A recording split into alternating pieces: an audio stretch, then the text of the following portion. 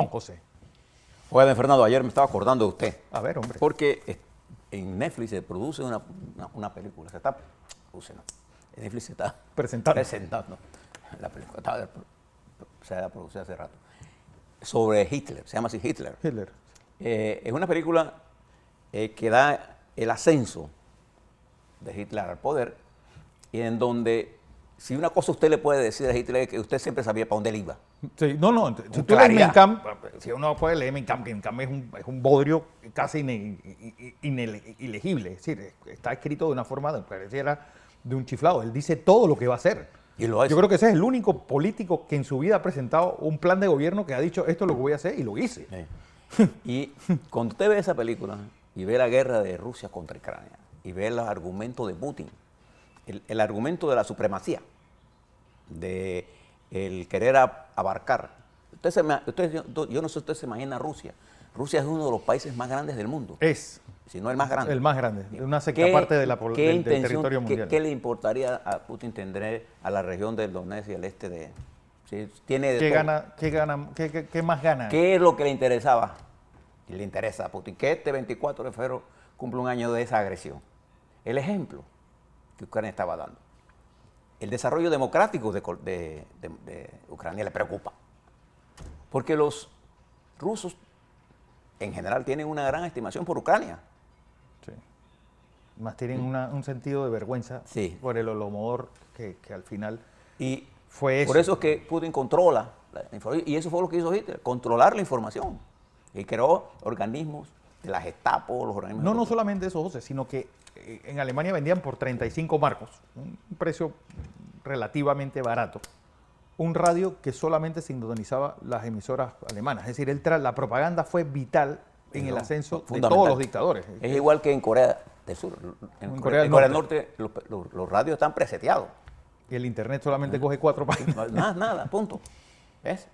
Y en Rusia hoy no hay nada que refleje lo que está ocurriendo en la guerra. Bien, vamos a ver Panamá. Nosotros vamos a tener elecciones y vamos a hablar sobre el Tribunal Electoral. Porque lo fundamental en este proceso electoral es el papel que juegue el Tribunal Electoral. Y voy a darle algunas cosas que creo que ha hecho el Tribunal Electoral en el sentido correcto, Fernando. Voy a leerle y aquí está. Este es el edicto en puerta. En puerta. Y se lo voy a leer con respecto al caso Cambio Democrático. Edicto en puerta 01-2023, Secretaría General. Sí, el único. La suscrita Secretaria General del Tribunal Electoral, en virtud de los informes de la notificación visibles a foja 360 y 361 del presente expediente, por este medio notifica a Rómulo Rux M., con cédula de identidad 8-235-850, en su calidad de presidente y representante legal del Partido Cambio Democrático, del acuerdo del Pleno dictado por los magistrados del Tribunal Electoral con fundamento en el artículo 111, numeral 4 del Código Electoral, cuya parte resolutiva es del siguiente tenor. Acuerdo del Pleno 3.1 del 23 de enero del 2023, que suspende el financiamiento público del Partido Cambio Democrático por incumplir con la obligación de renovar oportunamente sus organismos o autoridades de dirección en el término que ordena el numeral 4 del artículo 111 del Código Electoral. Acuerda, primero, suspender con fundamento en el número 4 del artículo 111 del Código Electoral el financiamiento público del Partido Cambio Democrático a partir de la fecha, toda vez que el 20 de enero del 2023 se venció el plazo de los actuales delegados a la Convención Nacional sin que se hayan elegido los reemplazos. Segundo, el presente acuerdo admite recursos de reconsideración dentro de los 5 días hábiles siguientes a su notificación. Fundamento legal, artículo 141 de la Constitución Política de la República de Panamá, artículo 111, 221 y 329 del Código Electoral, Ley 5 del 16, Orgánica del Tribunal Electoral, Decreto 13 del 2022 y demás normas concordantes. Notifíquese y publique, fue un fallo unánime. Entre Alfredo Juncá, Eduardo Valdés Escoferi y Luis Guerra, y firmado la directora ejecutiva institucional.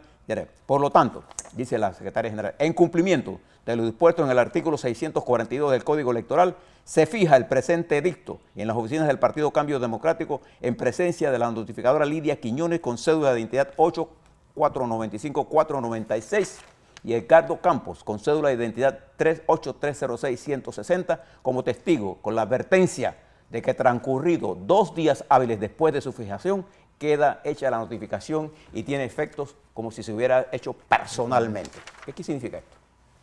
Usted recuerda que una fracción de Cambio Democrático que lideriza Yanivel Ábrego, que es la mayoría, había pedido precisamente la renovación de la directiva y una provisional. ¿Para qué? Para mantener el subsidio y poder llevar el proceso electoral. Bueno, ahora se quedaron sin subsidio porque no quisieron resolver este problema. Y van a elecciones en marzo para escoger los delegados y después de esos delegados van en junio a primarias. Entonces, el Tribunal Electoral ha actuado dentro de la legislación. Lo que el Tribunal Electoral debe entender ahora mismo, lo que está pasando allí, es claro y es políticamente, que no está funcionando la democracia interna del Partido Cambio Democrático. Exacto. Y el Tribunal Electoral debe velar, porque ahora no se busquen mecanismos para impedir que las otras fuerzas participen. No, y seguir dilatando esto. Y resolver el problema de las elecciones de delegados y escoger una nueva directiva que la lleven al proceso electoral.